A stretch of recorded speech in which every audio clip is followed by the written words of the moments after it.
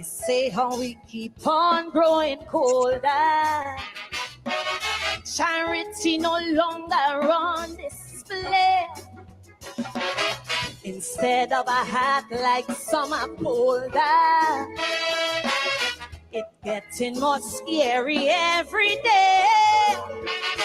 Baby found in a dumpster, old granny there. We creating monster, this we can't escape. Humanity's dying, savagery restore. Time to defrost ice and make hot store. Yeah, my father, I need a song to face this crisis.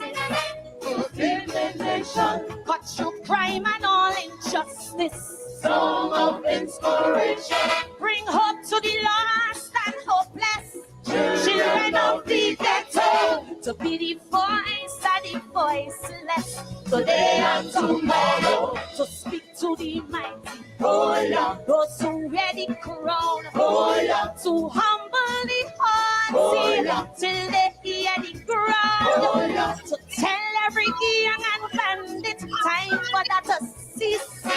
A song to bring a tidal wave of peace. I need a song I pray, Father. Pray,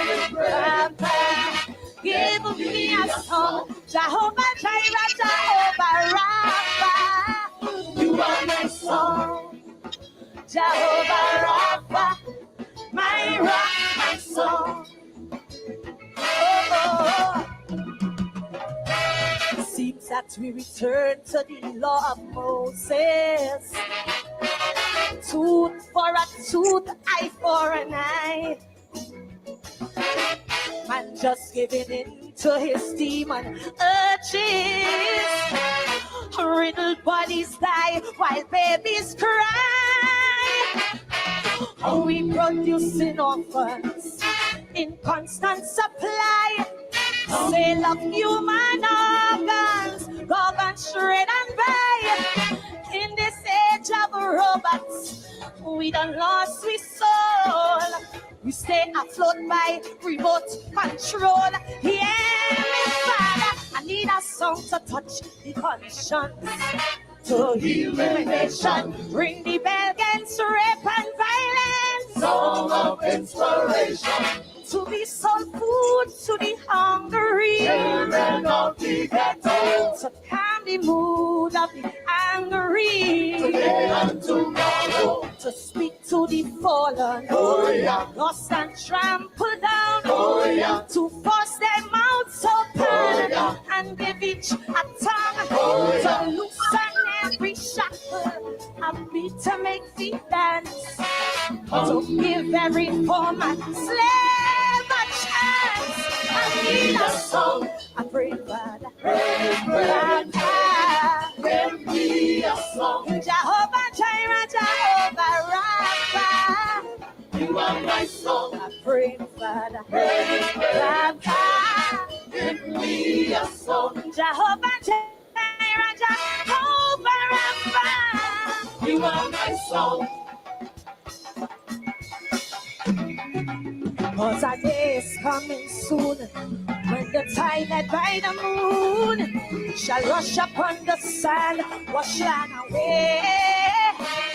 When the lion and the lamb shall be the great I am, prove man is nothing more than mud like clay.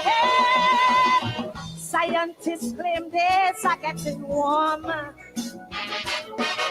The phenomenon known as climate change, but Kim and Trump threatening nuclear trauma.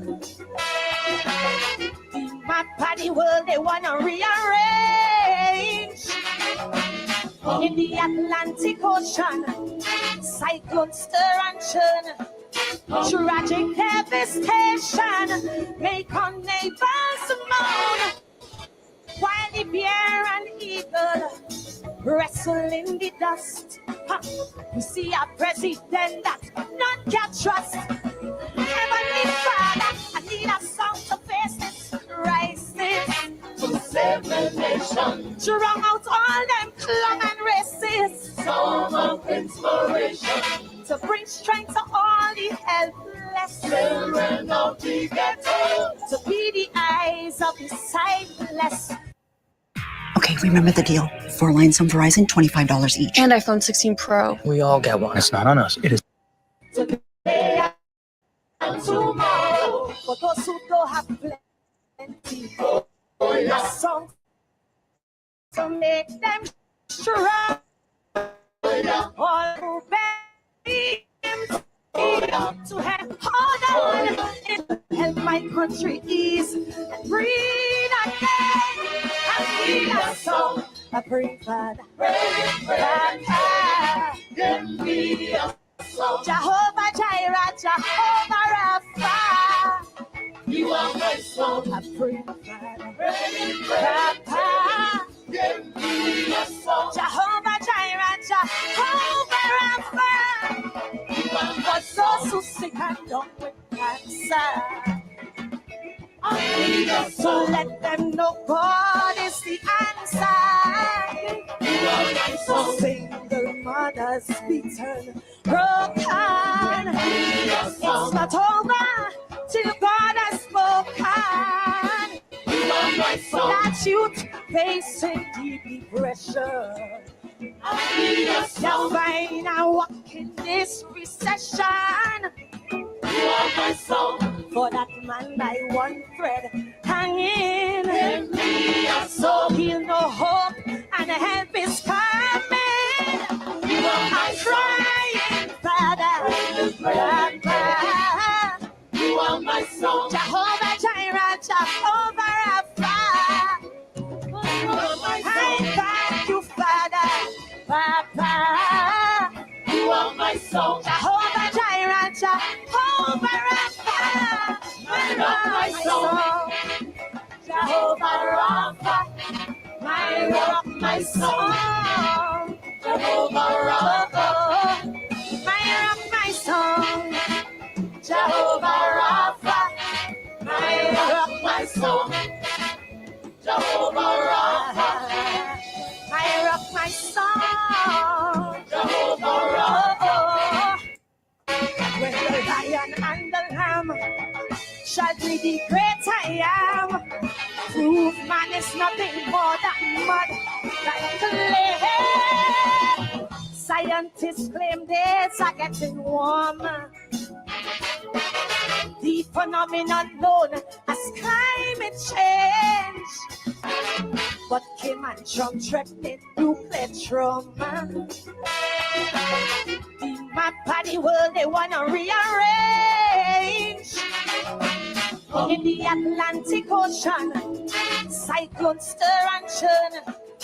Tragic devastation make our neighbors moan, while the bear and eagle wrestle in the dust. You see a president that none can trust. Heavenly Father, I need a song to face this crisis, to save the nation, to wrong out all them clung and races. Song of inspiration to bring strength to all the helpless children of the ghetto, to be the eyes of the sightless today and tomorrow. For those who don't have plenty, a song to make them strong. All who belly empty, to help them hold on in this time of anguish, in these days of pain, to help my country ease and breathe again. I need a song, I pray, Father, give me a song. Jehovah Jireh, Jehovah Rapha, you are my song. I pray, Father, give me a song. Jehovah Jireh, Jehovah Rapha, you are my soul so sick and done with cancer. I need a song. So let them know God is the answer. You are my song. Single mothers beaten, broken. It's not over till God has spoken. You are my song. That youth facing deep depression. You're fine, I walk in this recession. You are my song. For that man by one thread hanging. Give me a soul. He'll know hope and help is coming. You are my crying father. Papa. You are my song. Jehovah Jireh, Jehovah Rapha. I thank you, Father. Papa. You are my song. Jehovah Jireh, Jehovah Rapha. My rock, my song. Jehovah Rapha. My rock, my song. Jehovah Rapha. My rock, my song. Jehovah Rapha. My rock, my song. Jehovah Rapha. My rock, my song. Jehovah Rapha. My rock, my song. Jehovah Rapha. My rock, my song. My rock, my song. My rock, my song. Jehovah Rapha. My rock, my song. Jehovah. Song of Inspiration, Karine Ashe, the Princess of Calypso, they call her in Trinbago. Good evening to you. It's Tuesday evening. Welcome to Politics 101, wherever you're joining us from, whether you're joining us from North America, Canada, the United States of America, welcome. Those of you who are joining us further afield, up there in Europe, good night to you. It's later in the night there. And I know some of you are joining us from Africa. Welcome. Welcome to Politics 101. Those of you who are joining us from inside Guyana, welcome. Karine Ashe is starting us off there with a song of inspiration, the woes of the world, and crying out for spiritual intervention to the woes of the world. It is not uncommon for our griots to call on spiritualism as a form of liberation. Good evening to you, Dr. Henry Jeffries here, and tonight we're going to be talking about some of the issues that have been animating us and get his insights. I see some of you joining us here from Atlanta, Georgia. Welcome to Politics 101. Please share the link and let everybody know that we are here and ready to go wherever you are. Good evening to you in Linden. Those of you who join us from West Coast Bobbies, welcome to Politics 101. Welcome to Politics 101. Good evening to you. Good evening to you wherever you are joining us from. Let's bring in Dr. Jeffrey. Dr. Jeffrey, good evening. Good evening, Dr. Jeffrey. Yes. Good evening, David, and to your audience also. And welcome again. Your last two columns tackled two of the issues, well, more than two of the issues that we have been grappling with. Your column 2 weeks ago talked about the Cuban labor export dilemma. Of course, our audience here is familiar with the threat of the United States government of punishing Caribbean countries that benefit from Cuban labor, in particular the Cuban health workers. The argument of the United States is that the Cuban government is exploiting these workers and making a lot of money from them, and presumably not paying them as much as they earn. And as the title says here, you're saying it's a dilemma, the Cuban labor export dilemma. Explain to us why you say it's a dilemma. Well, David, it is a dilemma in the sense that the claim that is being made, and apparently that has been reported to UN bodies of all sorts, is, as you say, that you have a system of forced labor in Cuba. That these people are not, they are forced, they are not doing this voluntarily in the first place, and that they are not being paid in any sensible way, that they're saying that they 70 to 90% of their what they're actually being paid, the countries are actually paid to the doctors are being confiscated by the Cuban government, and that the Cuban government is they're under surveillance all the time, and so on. So it's a dilemma, because if they had said there is slavery in Cuba, we would have immediately, all of us, said, nonsense, we must stop it. Demonstrate it, and that we'll stop it. That's almost what they're saying. They're saying it's forced labor. And to that extent, I think Caribbean governments just can't sit back and say, Cuba can do what it likes with the people, because we wouldn't have, if we had a similar situation, we would have called for help universally and internationally.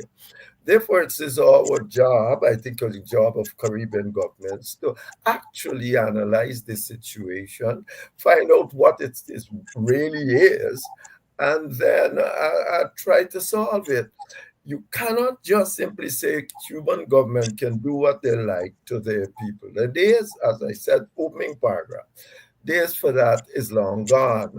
And the present American Secretary of State, who is a Floridian, and they have always had quarrel with Cuba. And therefore, that might be also a motivation there. But we are not concerned, or should not be concerned with that motivation. We should be concerned about the human rights of the workers that we are employing. And once we have determined that is so, well, therefore, or not so, we should take action on those grounds. And I think one Caribbean prime minister said you should pay the Cuban now. Everybody says, the Americans, well, it's a new administration and they're threatening everybody all over the place. And the Caribbean leaders say we are prepared to stand our ground on the Cuban issue. And yes, but there is a limit to that also, and the American government should not be threatening anyone. Once we have looked at it and we have determined what to do, we should do what is right in terms of international law and moral practice. I see that one Caribbean leader has already said that what they should do is really pay the people themselves, pay directly to the people the people that's working. But that is true. That seems sound at first hand, but giving them the money says nothing about the families they left behind and all that kind of thing, what kind of treatment they can go through. So that's all I meant by saying it's a dilemma. It's something that you need to consider, need to look at, and come up with some decent conclusions. Uh, that was what I'm saying. Yes, and you quoted from Prime Minister Ralph Gonsalves. Yes. And let me get here. Prime Minister Ralph Gonsalves of St. Vincent and the Grenadines, after giving an example of the importance of the Cuban medical professionals, told his weekly radio audience that under the agreement with the Cuban government, its professionals are paid similar to locals, although he did not know what percent, of their salary goes to the Cuban government. But he claimed that if it doesn't mean that it doesn't mean that they're exploited. They get free education. And if they're going overseas making money with that education, it is not unreasonable for them to put back something in the kitty for more people to be educated. We put our people on bond. The American federal government lends money and people have to pay back the loans. The PM also reported that the issue will be dealt with at the CARICOM foreign ministers meeting. And you quote Ralph Gonsalves there, and certainly you made reference to the United States where they give loans, you have to pay back. I think making the point that what the Cubans are doing is not dissimilar to what is done in other countries in the world, including the United States. Yes, it is only the level. You can say people are working everywhere, but it is the rights and rules about that, being employed and all of that. It's the same situation. And I even quoted one American writer in Counterpoint saying, "Hey, this is slavery in America. You are the millenniums are being suppressed by this kind of rule you have brought into place that they must pay a part of their salaries. They can make arrangements to pay a part of their future salaries. So it is the same thing, but it's the extent to which, America, you perhaps can take a loan for as long, I think that some people go to 20 years and pay $3,000 a year for those years. And a normal graduate start at about $50,000 a year. And therefore, and as your salary increase, that it does not increase the amount you pay. So you can end up working for $1 million a year and still keep the student's loan going. So effectively, that is what you have to do. Is it suppressive? Are these people doing things that they don't want to do? That kind of discourse must take place. And it's under in that context that you have to make a decision. I like Cuba. I mean, I think we all grew up with Cuba and the Cuban Revolution, and so we have some sort of affinity for it.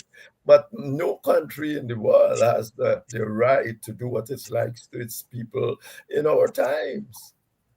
You have been around government for a long time, both under the PNC and under the PPP. Has this question ever been raised in the past, either in Guyana or around the Caribbean, or by the Americans and the Europeans?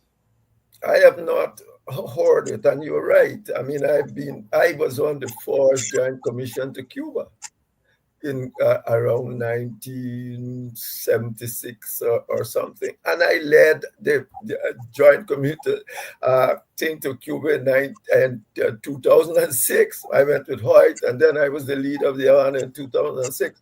So effectively, we have never heard them. No, to put it like this, maybe the Americans have always been making noise about these kinds of things, but they've never taken this kind of stand on it, so to speak.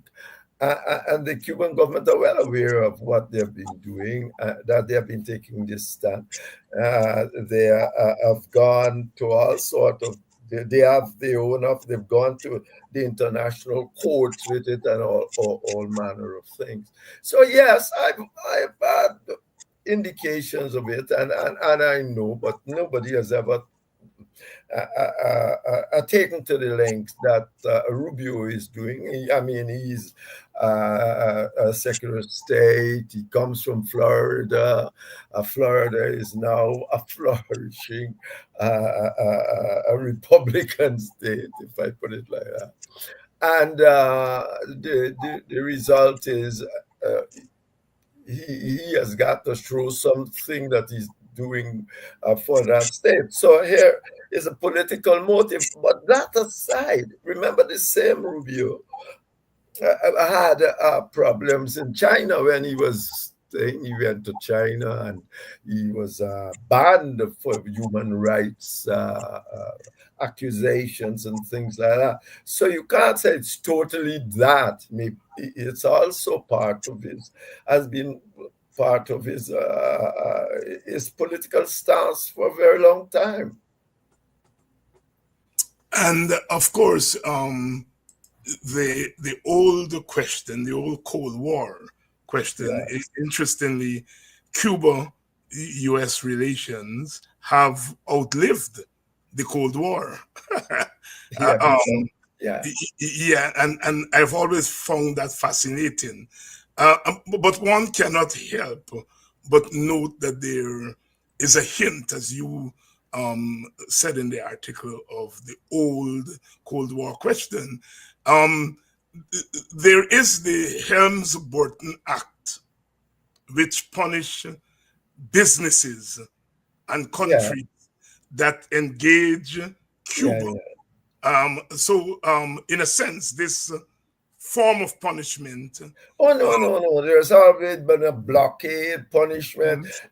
They stamp your passport or they don't stamp your passport. You go to Cuba, people used to feel that if you go to Cuba and they stamp your passport, you can't go to America anymore and all that sort of a thing. So that at one point, the Cubans would stamp your passport. You remind me of all this.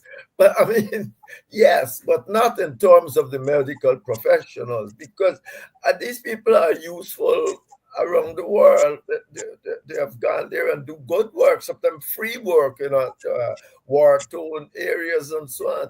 So, and some people do pay when they start this, even 2005 or something. I saw it.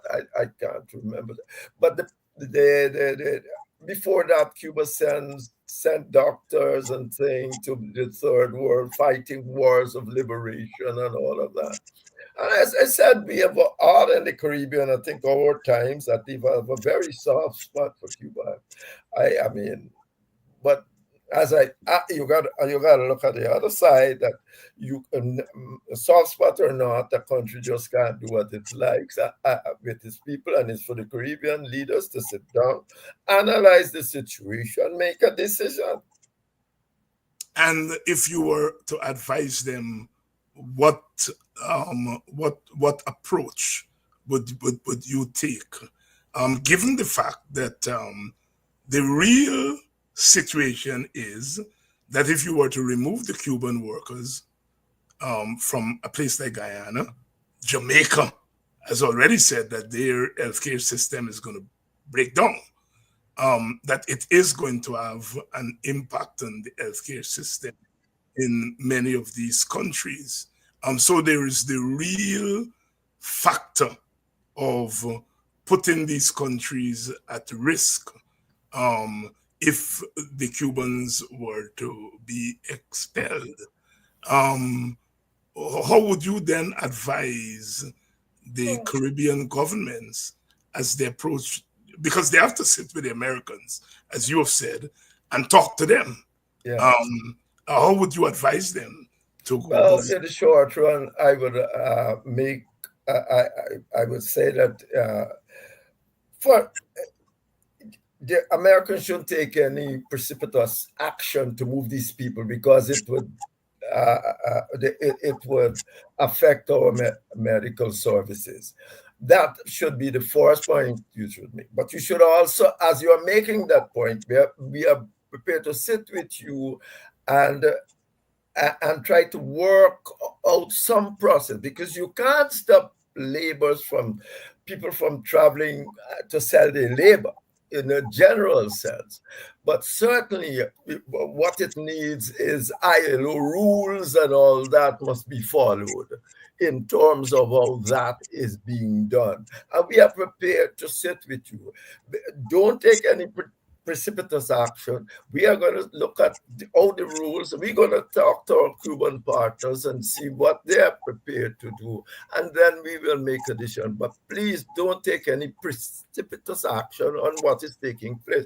I think some countries are already saying they're going to look at Singapore and all of that to find, I mean, yeah, maybe, but maybe the first place that will look and try to get nurses from their own and doctors from their own school.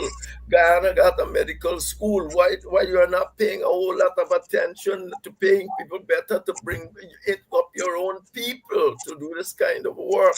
Perhaps in that sense, you well, it's not perhaps because the Cubans are there, you believe that you can maybe get them even a little bit cheaper. You're not doing what you should do in your own country. Guyana has a medical school, that's through nursing school. Guyana should, by now, perhaps should not be having Cuban doctors. If we had paid more attention to what our own people, and bringing them up and paying them properly. So all of that got to be taken. And the Americans would argue just as I'm arguing now. They'll tell you that why Guyana has not brought up. It got medical school, it got about 4 or 5 nursing school. Why don't pay people instead of your nurses are trying to run away from you? So what we have here? So all of that has to be taken into consideration. But the point is, no precipitous action in the short term.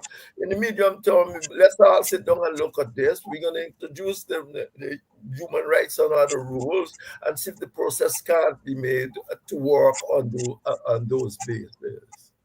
The political opposition in Guyana has been very critical of the kind of almost non-committal position on the part of the Guyana government. Supporters of the government and non-supporters have said they're between a rock and a hard place, the proverbial rock and a hard place, in the sense that they don't want to alienate the Americans who they have to depend on to support them on the Venezuelan issue. Some have added to that they are probably depending on the Trump administration to help to reinstall them in power. And so therefore they are not as committed publicly as Mia Mottley, for example. And she says Barbados doesn't have any Cuban workers there. Ralph Gonzalez, the Prime Minister of Grenada, I think, and Dominica's, they have been out front and taken a clear position while the Guyana government is edging. And given the relationship, the historical relationship between Cuba and the People's Progressive Party, one finds it, certainly people of my generation and your generation would find it very difficult for the PPP to waffle on the question of Cuba. Look, when man, like David, why you're going wrong the bush? You're not a politician now. I mean, you're a politician. I understand you're doing a different job tonight, but I mean, the PPP, the PPP are the people in New York going for this government. Then when the was finished, they put up a big placard, a billboard, a thing. I mean, that was so humiliating to the country of itself. They weren't doing that for Venezuela, my dear friend, because that could have alienated Venezuela. That could have alienated Venezuela, as a matter of fact, not win Venezuela. They were doing for their own political survival. Somebody must tell them take it down. So after a few days or weeks or whatsoever, they put it down. But that is there. PPP will do almost anything to survive. And that's what they are doing. They have been placed there, and now time is coming, and they would do almost anything. Look around the country, you don't see what's happening. They're trying to buy every post they possibly can. So I mean, so that's their stand, and therefore they got to walk carefully, because they talked to Rubio, and then they went and take a consultant from Florida. Note. So let's be smart here, and so they are playing for their own survival, not for anything else. And unfortunately, the border thing, yes, is an excuse for everything.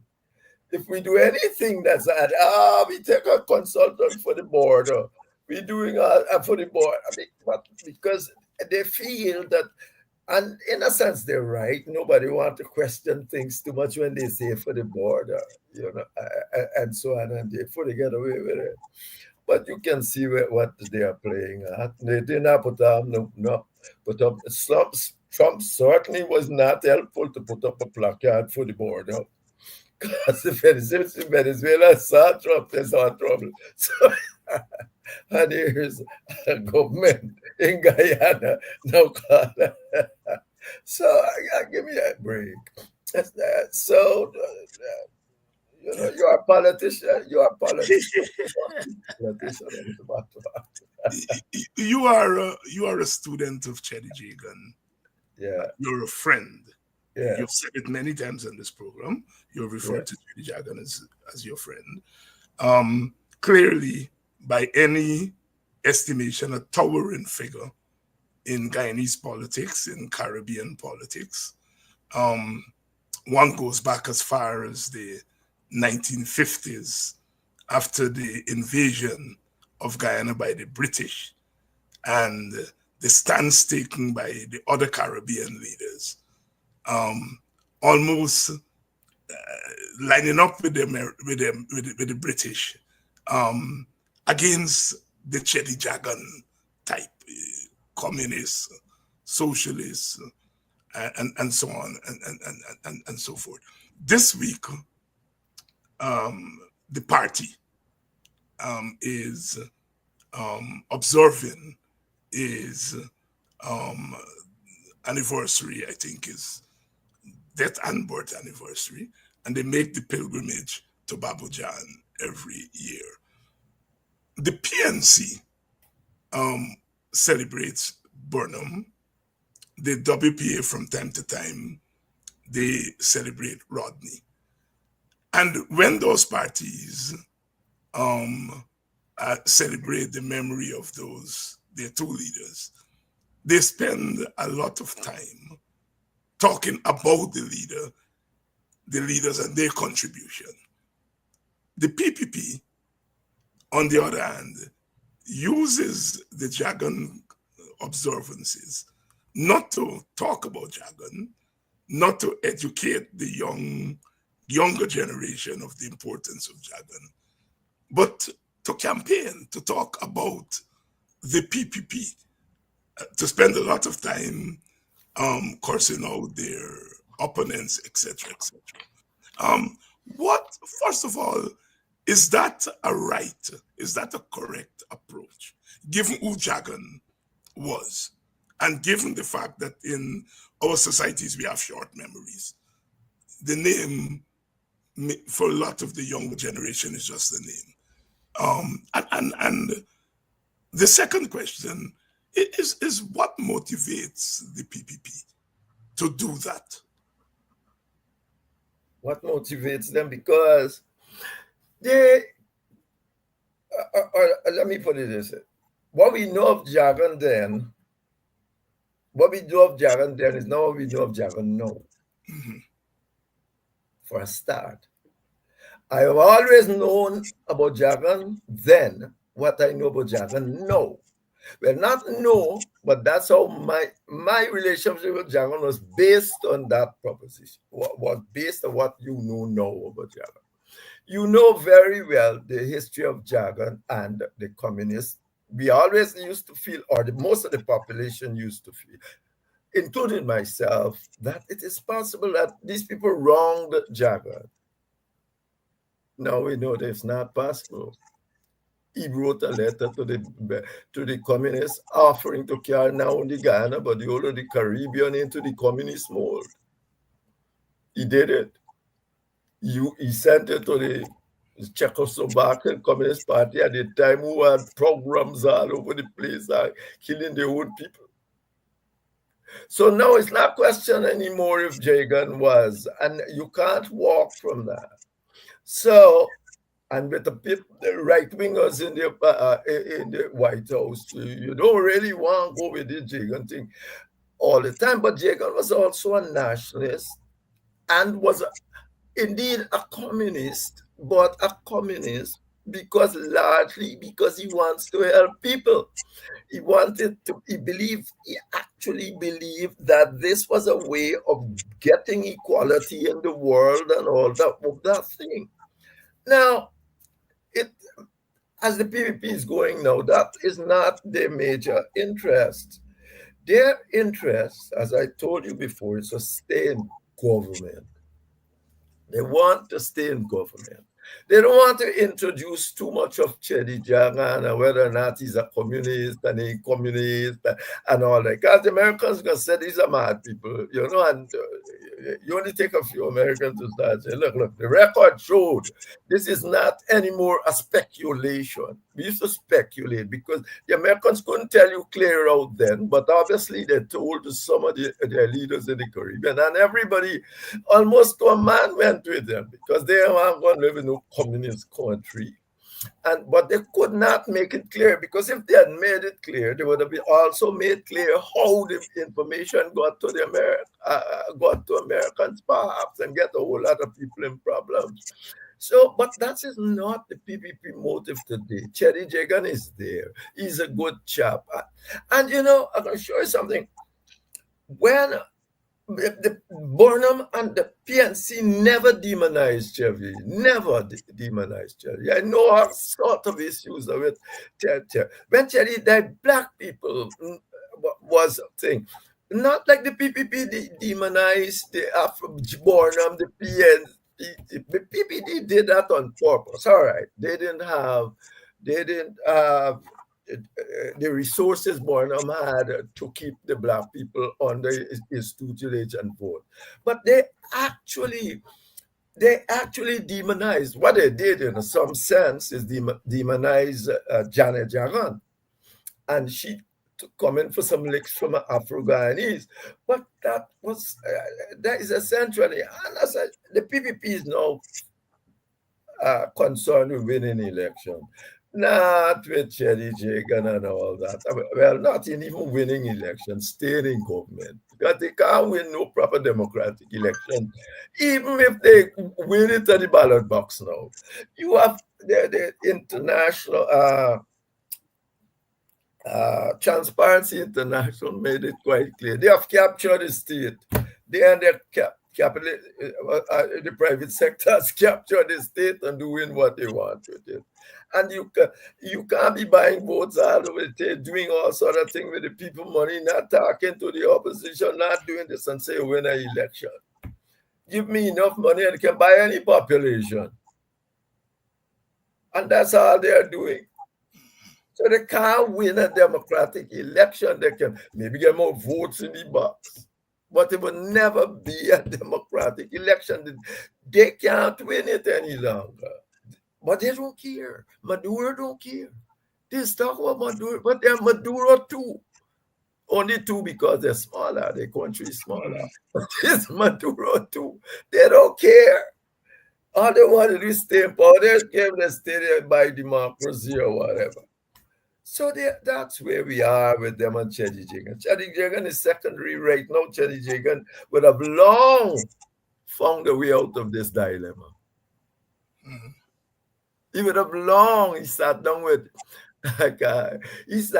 boredom numerous times. Some of the acolytes walk out of meeting and left him sitting with boredom when he tend to want to agree on issues. Quayana finally got around to raising the question of the letter Yes. to the Czechs with me. He had heard of your comments and putting it in the public space, and he said he did not know, and he didn't know, and he doesn't think that other members of the executive knew that he had written that letter. That they knew that contacts were being made in some other areas, but he said the first he heard of the letter is when someone told him that you had raised it on my program here. Yeah, of course I didn't know. It's Jonathan Jagan sit down and said that alone. They did not know. And you see, if they knew, they might have seen why they are reluctant to make compromises at various points. Because if you already tell the Communist International, remember that Stalin on this that you gotta do something, you better do it. So, yeah, and this is, it's crazy. I did not know, but I tell Jagan every day from his behavior to me, he's a communist. I told him that all our friendship and Garfield, he's a communist. So I never had a problem with Jagan at any time in my life because he knows what I thought he was. But this thing only authenticated the point that he was. It wasn't only a theoretical communist, he is a practical one. He want to carry the whole Caribbean into the camp of the Soviet Union. In case you're just joining us, Dr. Jeffrey and I are talking here tonight on a range of issues. This week, the PPP is commemorating the life and contributions of Dr. Chedi Jagan. And as I pointed out, there was little said about Jagan in a real sense at Babajan. And this has been the case ever since they've started to make that pilgrimage to Babajan. And Dr. Jeffrey here has put it in its larger perspective. And this is a party who likes to tell the WPA, for example, that Rodney is turning in his grave.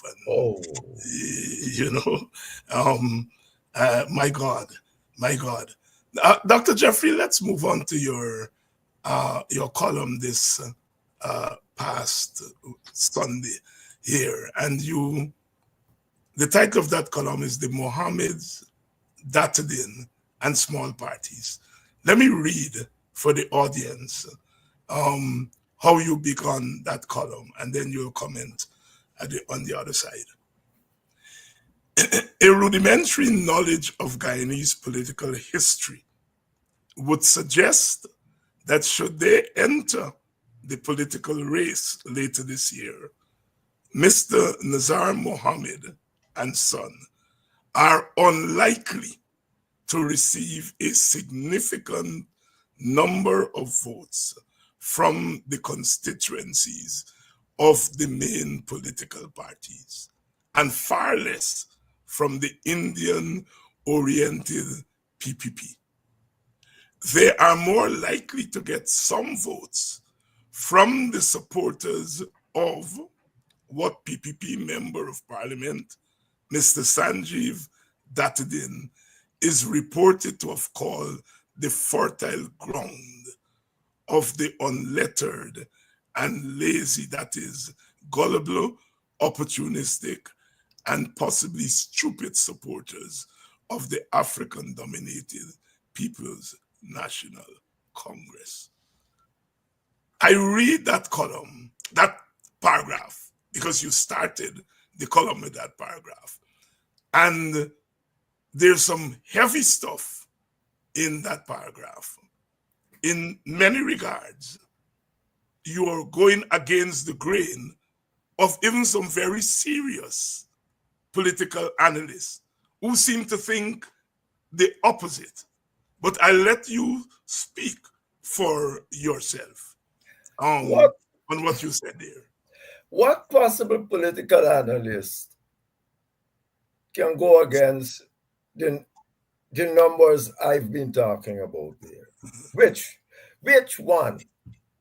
Has our history shown that we have had all sorts of interventions from Balram Singh Rai, all of them? What more are going to get vote from the PPP for? We don't even know what they stand for at this point of time. All we know about the Mohammed is essentially, well, I know, maybe I missed it, but all I know is that essentially they were sanctioned by the US for drug trafficking and money laundering. And they seem to be coming now to dabble in politics. I don't know what they stand for. Maybe they stand for anti-PPP, but that's nothing. So effectively, I don't believe that is the unfit because as I point out, there are other issues involved. But I'm saying that which other political analysts can come and tell me, serious political analysts, because you have people that talk all sort of thing when they feel like we're paid to say it. But effectively, which serious political analyst can tell me from all the years that we have been in this, even the AFC only grabbled some votes when Carbon really got in PPP, and they got most of those votes in Linden. It is doubtful that they ever had got as many votes again anywhere in the country. But then again, they joined up after and all sort of a thing. So no, I don't think that they will make more. But you see, David, it doesn't take more to cause confusion. After all, the PPP is 5,000 votes. So if they can take away a little bit from you here, a little bit from you there, a little bit from you there, with all these minor parties, then they can say, yes, I mean, they will end up not only winning the presidency, which maybe they're, but also they will win. They can come back with a 1% or something because your people has either stayed home or vote for some minor party, and that's the game. That's the game. The game is just to get these little parties to come around. And remember, only last week when I go in the press, I found a thing about the Mohammeds being giving PPP $21 million when was the May last year, and up to January being paid by the Bank of Guyana at 22, what's umpteen millions too, when the PPP and them are being quarrel and thing. I don't know all that, but all I'm saying, there might be also a reason for that. But what I'm saying to you, when I see these small parties and I criticize, I showed you, I also argued what happened to Hardy. Paul Hardy showed it. Paul Hardy come in like overnight and got 2 seats because he mobilized largely in the Amerindian areas. We used to, in the PPP, as I said on this program before, we used to call Paul Hardly, because he don't be around. And he still went to sit. My Jagan asked me, Henry, how did he do that? I said, just like we do. He went to he went to his ethnic base. That's how he did it. Then after that Sunday parade, he disappeared. Okay, now you got human. He turns up dead. Next thing you gotta take for deputy speakership that didn't belong to them. He's advisor to the government. And now he's going to thing a aircraft it was supposed to start in 2024, I think. I mean, we ain't seen none but yet, but maybe come back in part. So effectively, this is the situation. The PVP wants these, and I know guys point out to Anna, and it used to walk around the place, say we'll take nothing. They fall into the thing of taking the speakership too. And they were the fourth political party, even before the election was called, to say right that and said that we cannot, something the courts has now thrown out, that the GCOM should not have looked at all the issues in and surrounding that thing before they called election for any group. So it is in that context that I speak about these what is taking place in Ghana and in that first paragraph. But I want the person to come and tell me now on what grounds here they would have to say to me that somebody is going to win or somebody is going to think. Where is it? I see they got some counter poll. You did a poll in the village. Not me. I saw the poll to myself. And I wondered whether you did it. No, but seriously, the people must get as smart here. You can't do a poll and then tell people who do the poll. And what are the methodology for doing a poll? How do you do it? A poll is one thing you can't do without saying we did it. First of all, establish your credentials and you can show us your methodology. Oh, a very credible poll. Oh, we have Bizram always go doing poll, and at least he says Bizram doing it. And I think at one time he tried to say what he's doing, but at least he's tried that. Now you come and get worse than Bizram. You just throw some of the thing out there, but talk about credible poll. Nobody listen to that. It's nonsense. It's nonsense. Let me ask you this. Well, two things. Let me go first. Is it possible in a place like Guyana to have a credible poll, insofar as polls could be credible? But remember, I did a poll. Yes. You see what the results were? Yeah. It depends if you know your job and if you understand the psychology of the people at the ground. The IR poll turned out to say only 22% of people believe the government legitimate or something of this sort. You know, I mean, the people say got 50% of votes, but only 22% believe that it's legitimate. Mean that they know what kind of questions to ask, how to frame questions, how to do that. Man, in sociology, they teach all of us that. If you wanted to do that kind of a thing, I call a partner of mine today. I say, I hope it's not you do that, poor man. He said, "Boy, keep me out of this foolishness. I don't want to be like politics." Nothing. I said, it's your nonsense. Does the? I mean, if an African Guyanese calls African Guyanese and asks them, "What's your view? Who you going to vote for?" An Indian Guyanese call an Indian Guyanese and ask you to vote for. Yeah. Are they likely to get honest answers? Yeah, but no, yes, but you see, you can ask them other things too. And then you can't send an African guy. You can get European society. Yes, that's where I was going next. Yes, you gotta get them because now they're going away. Everybody knows they got away.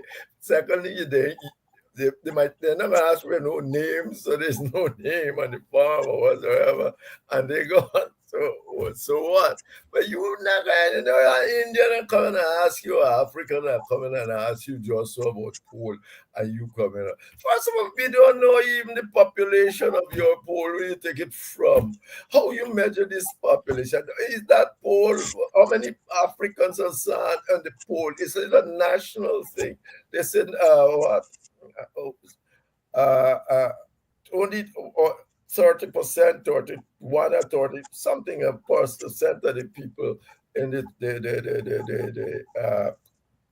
country think that Norton is where they come from.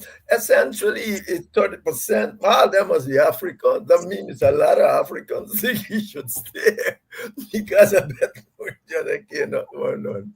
So, and afterward, they mean the bombshell they've been throwing at Norton. I'm surprised one person said they want him. Yeah, exactly. Your first bombshell at the man all over the place. Even all sort of things you accuse him of, and then suddenly go poll and tell me nobody likes it. There's got to be some kind of torture. Let me ask you the next question, and let me preface it. A friend of mine who's now deceased told me a story that he went with Burnham when the PNC was in power to Essequibo.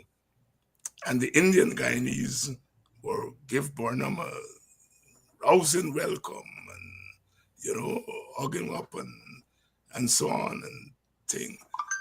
And this person said they were excited and they said to Burnham, Chief, when this support for you, where it come from?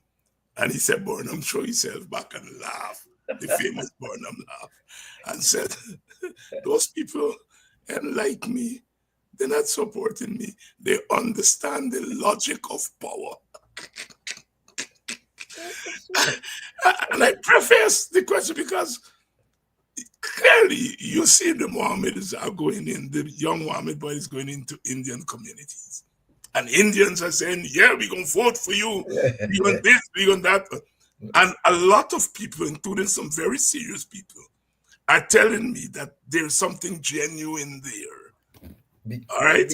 You seem to, you're disagreeing with that. Yes. I am saying the PPP set up their own people to say that. So that when you come in African villages and they do that, you're going to say, yes, you got national support. Because the PPP view is for people to take away votes from Africans. Jack actually said that. But it's a contradiction to believe that many Indians going to vote against the PPP. PPP has done so much things for the Indians. You yourself saying it. It has been buying so much against the Africans. Why would an Indian go and vote against the PPP? Please ask me. Tell me. Because they're undemocratic. Yeah. You must live somewhere. But the point is that you cannot say this kind of thing, but because the PPP know how to do this thing. I am not saying that is actually happening, but I think that the PPP, even if the Mohammeds are going there by themselves, the PPP will use them, will send people there because they know that they only can affect African people because they have always been like that. They have always been more liberal in who they vote for and so on. And since the whole situation of boiled down with the PPP has impoverished them, as a matter of fact, that is what we have. And talking about that, let me read you this paragraph and then you can expand on the other side. Dr. Hines took umbrage with Mr. Dattedin's contention about fertile ground, Africans being fertile ground, largely, I believe, because it suggests a natural rather than more properly historical, sociological result of the policies of the PPP. I have argued before that largely because of political socialization in Guyana, Africans have more than Indians being a fertile ground for those trying to win ethnic crossover votes because their subculture is far more ethnically, politically liberal. Added to this, for almost 3 decades, the PNC was not as dependent on African votes to win elections, while the PPP had nothing but the demonization of Forbes Burnham, the PNC and Africans, with which to hold its ethnic base. I think I chopped that. While the PPP had nothing but demonization of Forbes Burnham, the PNC and Africans, with which to hold its ethnic base. You have touched on some of the things that you have said there, but I'm curious about the part when you say here, added to this, for almost 3 decades, the PNC was not as dependent on African votes to win elections. But they were not. They were rigging elections. All of you used to have the street saying so. The They send you from me today. The PNC was manipulating the election. It didn't matter who voted, Burnham would have won. Right. And he knew that, but he had to have a group of Africans to demonstrate that, he had great support, and he had that. He had people, Indian people. I met Burnham and an Indian woman come on and offer. Say she got a vote. Hey, Burnham, no, we don't deal with votes here. You got to go to the village down there. No. So the point is, Burnham, the independent Africans, in the sense that the PPP depended on Indians. Burnham, that's why I'm saying to you, Burnham was rigging election against everybody here. You can, even if you're African, you're not going to make him lose any election. You and Rod, so they couldn't make Burnham lose the election. So effectively, because elections were not free and fair, the PPP themselves says that. On the other hand, the PPP had nothing, absolutely nothing, not even resources to keep this thing. So all they had to do was demonize Burnham, PPNC, and ipso facto Africans, because they're voting for them and keeping them in office and all of that. Over nearly 30 years, people have been weaned in that system. So we expect now, a whole lot of these people believe it's like that in a spoke there. That's how people believe. It's a kind of racist kind of a thing. It says that's what they are, and so on. That's all I'm saying. And Professor John Rex says African vote, and he's talking about South Africa. And I see it here in the Caribbean. Africans are more defensively racist than superiority racist. They believe they're better than nobody. But they believe you are against them, they come in for you. They don't believe that you are necessarily better than them. Indeed, quite the contrary. They believe it's the system holding them down. So, in fact, they are more defensive than superior. They ain't going to say, I hate Indians, just so, and they're saying if they're an Indian, if a group or anything doing things to them, they will fight them and that sort of a thing. But it is not a question of any superiority racism that come from heaven, God, or whosoever, or whatever culture, so to speak. But he was South African. South Africa is speaking too. Yeah, and we saw the South African recent election where a lot of Africans voted for the former apartheid party. And helped to reduce considerably the vote of the ANC. And I ask you that question because it jumped out at me. The conclusion that the PNC is less likely to appeal to the racial sentiment of Africans. It has always puzzled me. And when I read your stuff there, it finally gave me the answer. Because if for 30 years, you didn't have to do it, and now you're in a situation where you will have to do it, but you don't know how to do it. Yeah, you don't can. Indeed, I'm not saying you can't, because you don't, yeah. I mean, it's very difficult. I mean, and that is the problem. The thing is, they're far more liberal than Indians to do that. You ended the column by talking about small parties and elections in Guyana. And the dilemma that they find themselves in. Expand on that a little bit more. As we come to the 2020 I think the role of small parties. I'm saying that in normal, what we'll call normal democracy, small parties can hold government accountable and so on. And particularly these two-party systems and so on, they don't get anywhere. And when you join a small party like the Liberal Party and so on in Britain or whatsoever, you're not expecting they're gonna take government next, but you can fight and so on and try to liberalize the government, use committee stages and all of this to do things. I'm saying, though, this is not that kind of country. This is a country that the question is who rules. It is a ethnically bifurcated condition. If you leave, if under, under the PNC, let's say, the AFC come on board, and all the Indians are outside of the process, they are not satisfied. They wouldn't be quite all satisfied. They wouldn't be satisfied about what's going on. They're only waiting for their party and doing all that is possible for their party to think. So effectively, what is required is, if the small party gets enough votes, is to ensure that you got arrangement immediately, not waiting on nothing, to bring both of the parties together, to get them both together, to have some kind of government. I'm not the only one saying Carter Center saying so. The American State Department says so under Biden. So I am not, and look how long people are saying this. This is not me.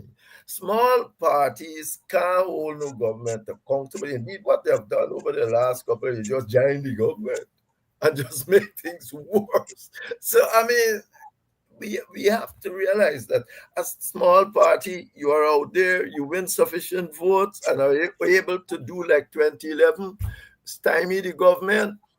Don't try to go and help no government to run nothing, because the other side out there, the Africans can still be alienated at the end of the day. And the point is that you have to get them, all the major population centers and the leaders, they got to sit down, including the Amerindians, who are the poorest people in this country still, large because the PPP can manipulate them and is manipulating them all the time. And they are not building a group that can stay together. As I said, Hardy shown that it can happen, but that is what has to happen here. No major group going there, and by election time it's thing to win election again, and the whole thing become alienated like what's happening at this point of time. Dr. Henry Jeffrey here tonight, as usual, fielding a number of questions from me and dealing with some of the thorny issues that continue to plague our country. We are coming down to election, and the PPP is busy. Many of you would have heard Jack Dio at Babujan on Sunday.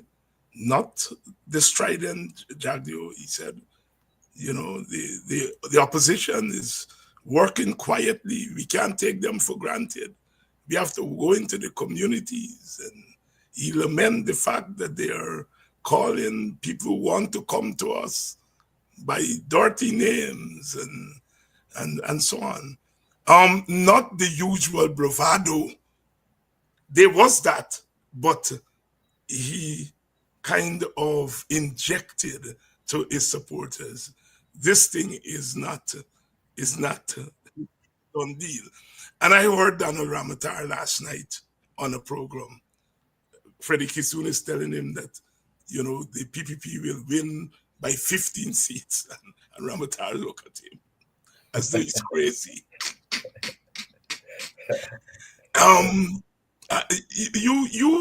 You know that party certainly better than me, and so on. Explain that for us. Well, let me put it this way. The winnings that you have had so far as I'm concerned, in the PPP and PNC, have never been real winnings. There's always been election manipulation at the end of the day. So you can't use no old-time numbers to say what will take place at this election.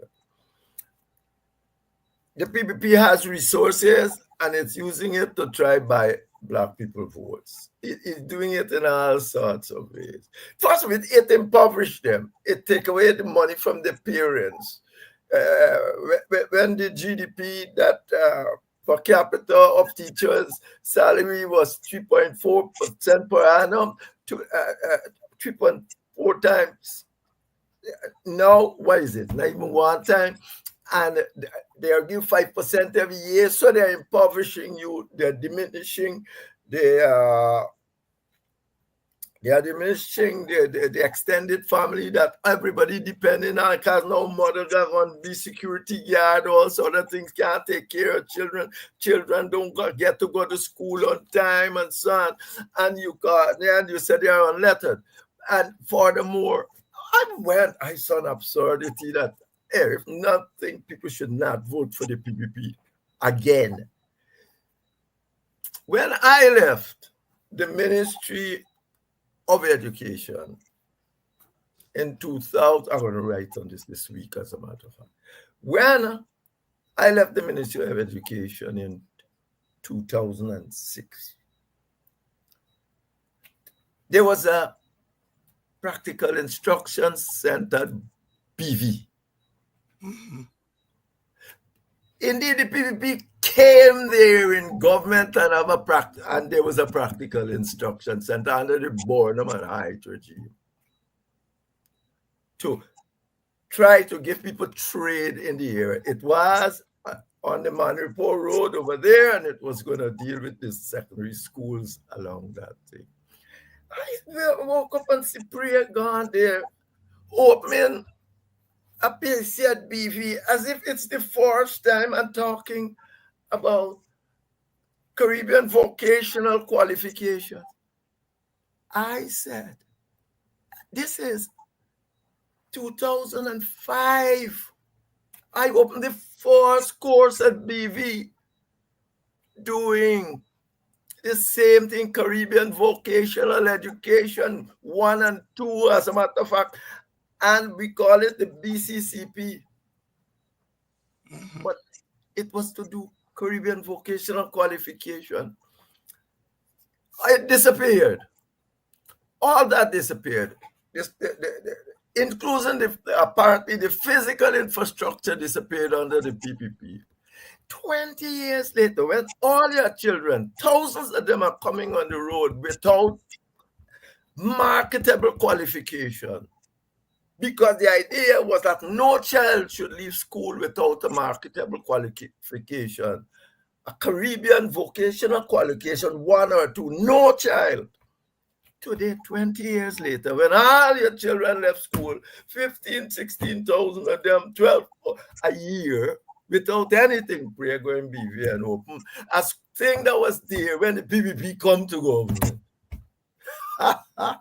If nobody, and this is not black or Indian, because if you try to do that, if you're doing that to black people, it's going to affect you, because it's a whole host of thousands of people left school. I realized that. I said we're going to change 12,000 out of school youths. And that was where? Every year. That was 2005. I left ministry there 2006. Today, the building disappeared apparently. The BCCP disappeared, and we are getting the opening of it last week. And all those thousands of people, now there are tens of thousands, no qualification there on the road. If there's nothing that should stop you from voting for the PPP, that should. Thousands of your children have grown up, now they're big men, without a marketable qualification. And the BCCP could have carried you. Caribbean vocational was acceptable in the Caribbean, America, England, or anywhere. you know, when I saw it, you know me, I take this thing quite. I said, this gotta be crazy. This thing was here before the PPP came to government. You had this the PICs, Practical Instruction Center. Boy, they was good at talking about vocational and community high schools were supposed to do it, and then they start building. They destroyed it. And now come and tell you they're building it back 20 years later when everybody, over umpteen children every year on the road doing nothing. And without a marketable qualification, you want to vote for the PPP do something. If they ain't do nothing, they did that. They got half of these people on the road without qualifications. Dr. Henry Jeffrey, as usual, thank you very much for... David, down the road and your audience. Thank you very much. I'll see you in 2 weeks' time. Yep. Dr. Henry Jeffrey, what a way to end tonight's program. What a way to end tonight's program. That is why I love doing what I'm doing here. The education, and the education not based on cynicism and untruth, but on facts like that, where you systematically, unlettered an entire 2-3 generations, and then you come and tell them that you're unlettered because you're lazy and you don't want to go to school. But more than that, come and say, because you're unlettered and stupid, look, a couple $1,000, give me your vote. That is why we have to see these elections for more than just an election where you go and cast the vote. This is about some fundamental things, fundamental issues that would have repercussions for decades to come. The challenge for the Black community is how to recoup those losses, how to repair that damage. We're talking about reparations from Europeans, but there is the need for internal reparations, because you've damaged 2-3 generations of Africans. And now you come and say, look at doing this when you broke it up in the first place.